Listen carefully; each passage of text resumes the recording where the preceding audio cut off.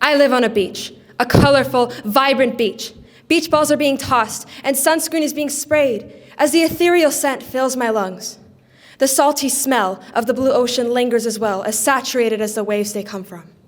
One day, I discover a strange cave. It wasn't here before. I know that. I never saw it when I was smaller. Maybe it was too large to fathom when I was smaller. I had only ever heard of this cave through the ones that were bigger than I. But now I am big enough to see it. And now I crawl through it. It's a dark cave. Stalactites and stalagmites puncture my body as I only seem to get taller. Voices fill my brain, voices fill my heart. I get burned out into a putrid little stub. But I wonder, does this cave have an end? For when I turn around, the entrance is closed. I live on a beach, a gray, arid, sad, shallow beach. Beach balls are collecting dust as they remain in the baskets by the concession stands, like they've been for whoever knows how long. Sunscreen lingers in the air, the torturous and nostalgic scent filling my lungs, as the salty scent from the ocean now smells how it would taste. I remember how sweet those smells used to be when I was smaller, how the beach balls were always tossed. A day never went by where I wasn't bored. A day never went by where that cave didn't cross my mind. And now that the entrance to the cave closed, and I can't even see it anymore, I'm stuck here. I'm stuck in this gray, arid, sad, shallow beach. My body is much bigger. My mind is much stronger and wiser. And this beach looks the exact same as it did when I was smaller. Only it is gray and sad. And there's nothing I want to do, nothing I can do, except be consumed by my own regrets and wish to whatever deity is up there, wish on everything that is real and breathing, that I never had to go through that cave, that I could have always lived on that old beach, blissfully unaware forever.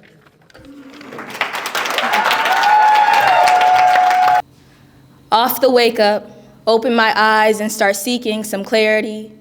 A never-ending search for someone like me. I guess I'm rich in rarity. No doubt I have everything a girl could ever want.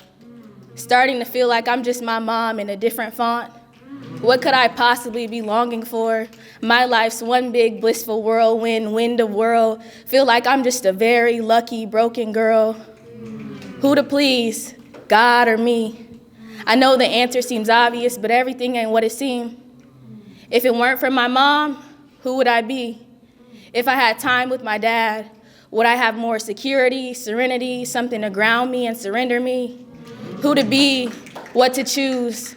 In return, will I gain for what I lose? Lie down and close my eyes, say my prayers, pray to God for some clarity. Why does nobody tell you you can yearn to such severity? Thank you. Once I graduate, I'll finally be able to say I survived high school.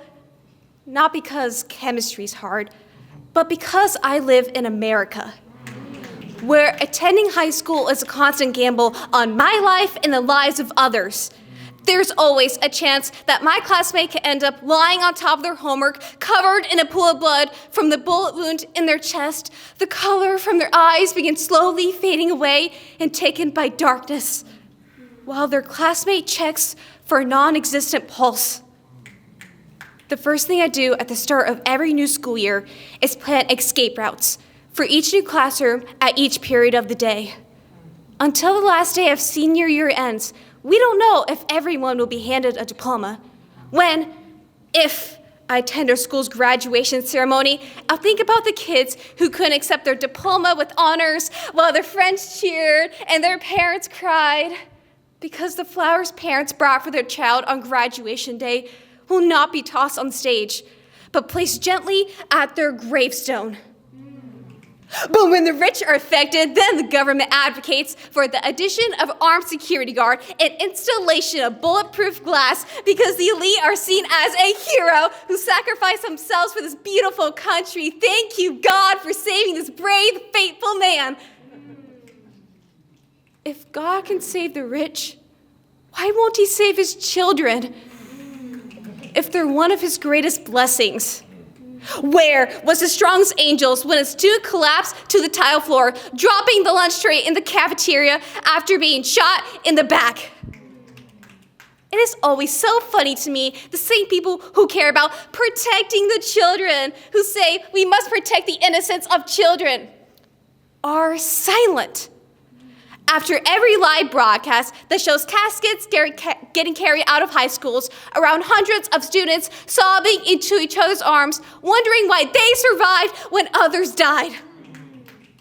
Those children weren't protected. The adults in their life failed them. But at least they can't have access to any queer media that would tempt them into vile sin, because we must protect the children from future damnation. But you're blind to the hell they can face while still alive in their second grade classroom.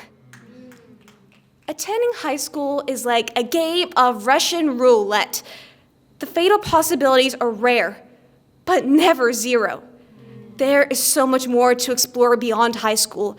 I just hope the gun that stormed the hallways was loaded with blanks instead of bullets.